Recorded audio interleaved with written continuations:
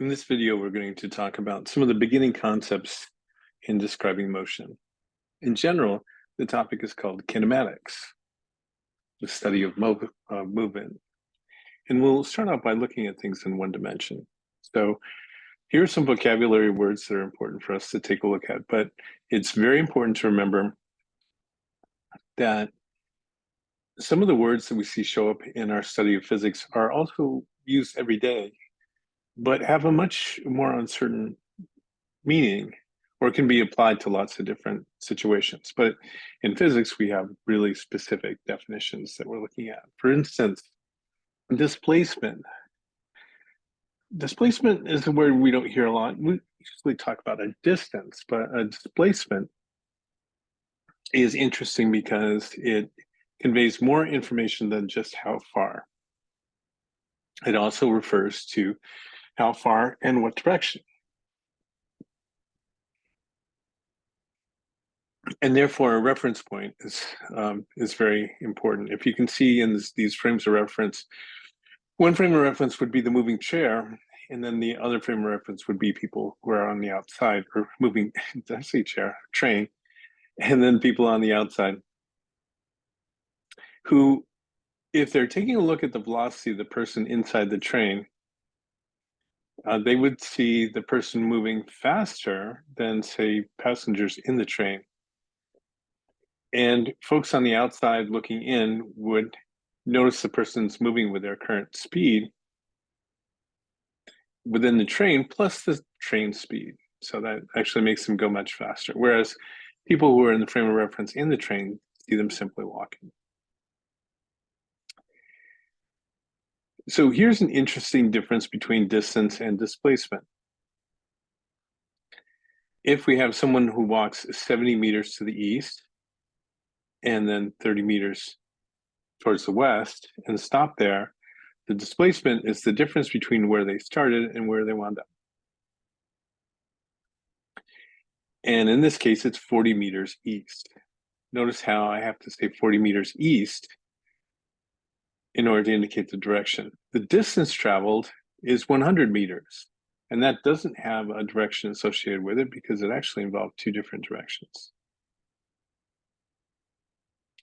So we can write displacement algebraically as delta, which means the difference between two things. And in science, when we talk about delta, we always do what we have now minus where we used to be. And then on the number line, essentially, along the x-axis, we can represent displacement with a blue arrow. And then the arrowhead indicates what the direction of the displacement is. We'll come back to acceleration in just a second. But I'm going to stop sharing and let's take a look at a couple of examples. So I'm going to zoom in here. And here are a couple of examples we're going to take a look at with this video. Let's focus a little bit.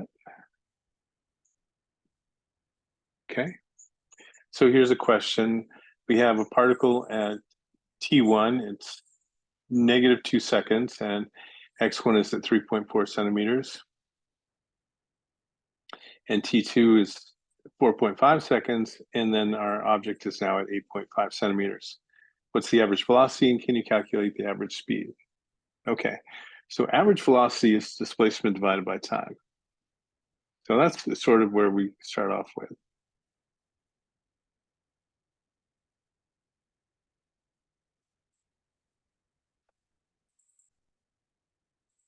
We'll write it in words first, as we get used to algebraically describing these things.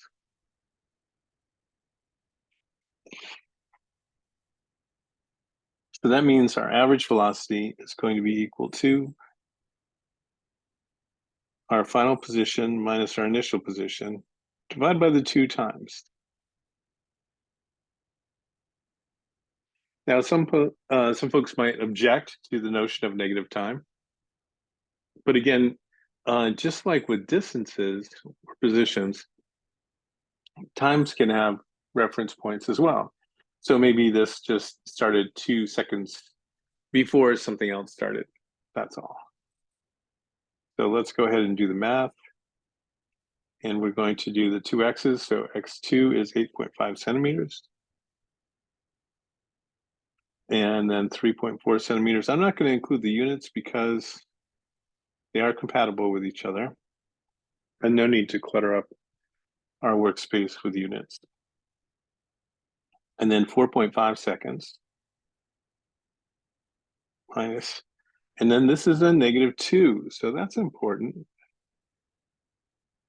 And then the two negatives are actually going to yield a positive.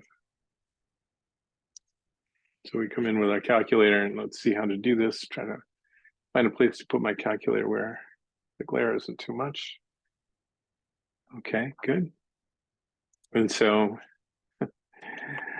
all right, so 8.5 minus 2.4. Well, you don't have to watch me do that.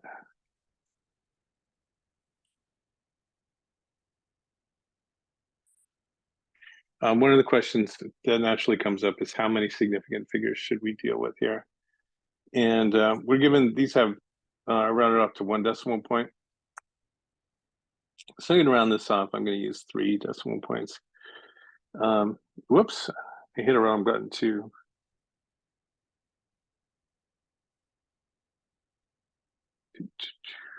Interesting, something weird's happening.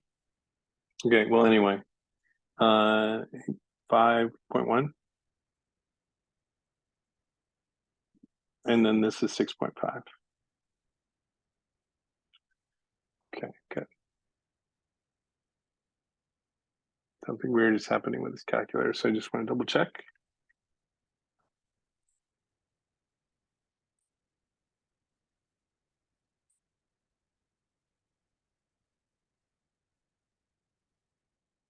And I get about 0.77.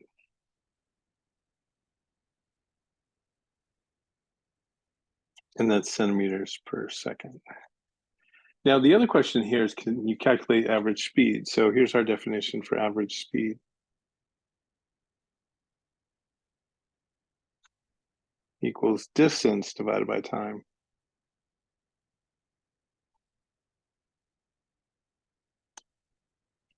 So this distance is recorded without any reference to what direction we're headed in, like an odometer on a car.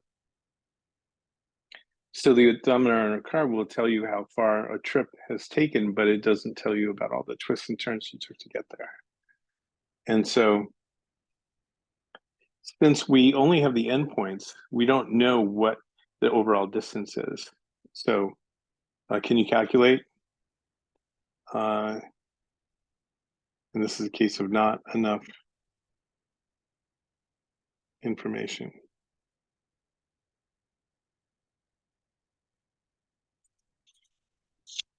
Okay, so one quick look at that. Let's move on to our next example. So this one's interesting. It says a horse canters away from a trainer in a straight line, and it's moving 116 meters away in 14 seconds. Okay, we can assume that there the canter involves a nice steady velocity.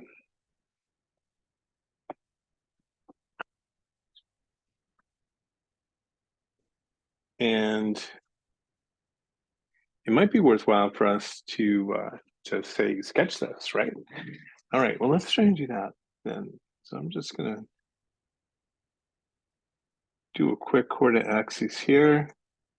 And I'm gonna write position in meters and time in seconds.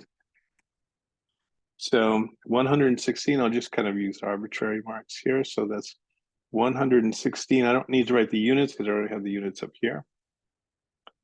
And then 14 seconds. Okay. So we have a graph that's a nice straight line. And then turns abruptly and gallops halfway. Gallops. Okay, so I'm pretty sure gallop is faster than the canter. Halfway back in 4.8 seconds. So I can do halfway here as a guide for me to do this. And then 4.8 seconds. So that means this is 4.8 seconds. So this is going to be 18.8 seconds altogether.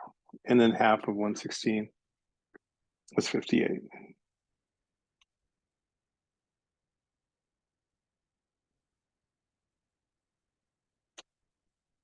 Okay.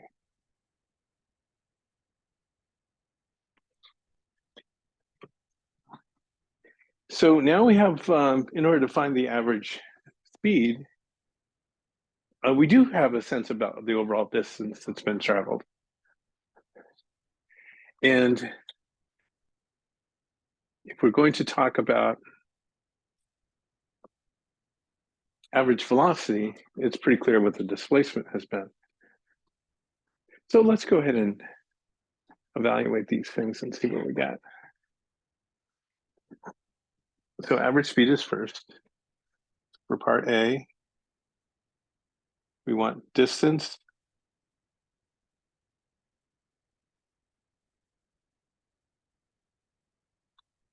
So the overall distance traveled is 116 plus 58, and then divided by 18.8.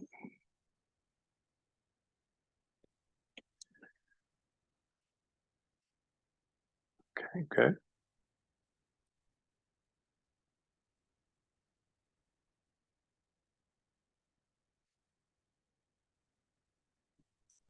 So that comes up with 9.3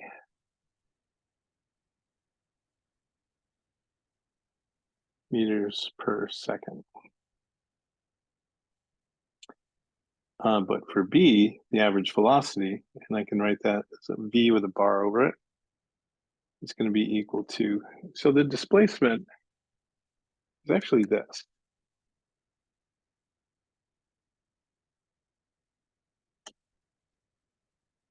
So the displacement is only 58.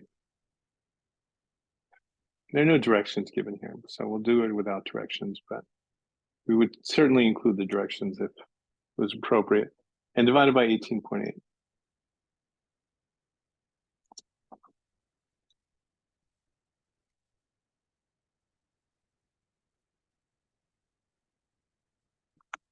And so that gives me about 3.1 meters per second. Now, interesting, well, a couple of things to follow up here. Some people might say, you know, if I'm going to get the average velocity here, couldn't I do 116 divided by 14 and then 58 divided by 4.8 and then just average those two? Wouldn't that be the average velocity? And the answer is no, because the speeds didn't happen over the same amount of time. So we'd have to do sort of a weighted average then. We'd have to count the first calculation more. And the second thing to point out is that I did this in red, and to think about what does this number have to do with the orientation of this line down here? And the answer is it's the slope.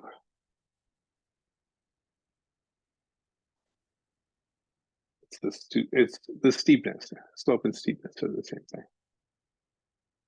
Okay, well, there's a short video on average velocity versus average speed.